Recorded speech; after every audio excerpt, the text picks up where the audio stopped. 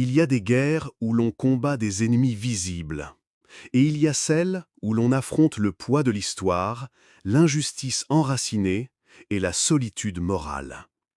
Robert Goldshaw n'a vécu que 25 ans, mais dans ces années brèves, il a traversé une mer de doutes, affronté le regard méprisant de ses pairs et choisi le chemin le plus dur, celui du courage silencieux, de la fraternité et de la vérité intérieure. Issu d'une riche famille abolitionniste de Boston, Shaw aurait pu rester en retrait, vivre dans les salons intellectuels de la Nouvelle-Angleterre. Mais quand la guerre de sécession éclate, il choisit de se battre. En 1863, on lui propose un choix historique, prendre le commandement du 54e régiment du Massachusetts, le premier régiment afro-américain de l'armée de l'Union. Accepter, c'est s'exposer au mépris, au scandale et à l'échec. Refuser, c'est fuir une responsabilité morale. Il accepte. Pendant l'entraînement, Shaw découvre des hommes déterminés, courageux, prêts à mourir pour une patrie qui les nie. Il les défend farouchement, refuse qu'ils soient traités comme des soldats de seconde classe.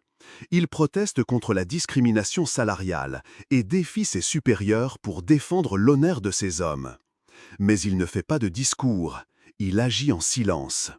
Il sait que la parole seule ne libère personne. Le respect se gagne dans la boue, la fatigue et l'exemple. Le 18 juillet 1863, Fort Wagner, l'un des bastions les plus redoutés de la Confédération. Shaw sait que l'assaut est quasiment suicide, mais il ne se cache pas. Il prend la tête de ses soldats noirs et crie, sabre levé, « Forward 54th », c'est-à-dire en avant, régiment 54. Quelques instants plus tard, il tombe, criblé de balles, sur les remparts du fort. Les sudistes, voulant l'humilier, jettent son corps dans une fosse commune aux côtés de ces hommes noirs. Ce qu'ils voulaient comme un outrage devient un symbole d'unité éternelle. Sa famille refusera que l'on déplace son corps. Il n'aurait voulu aucun autre tombeau.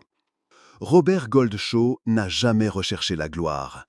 Il a choisi d'agir là où la conscience commande, même dans la solitude, même dans la mort. Ne cherche pas à convaincre le monde. Conduis-toi comme il faut, même dans le silence.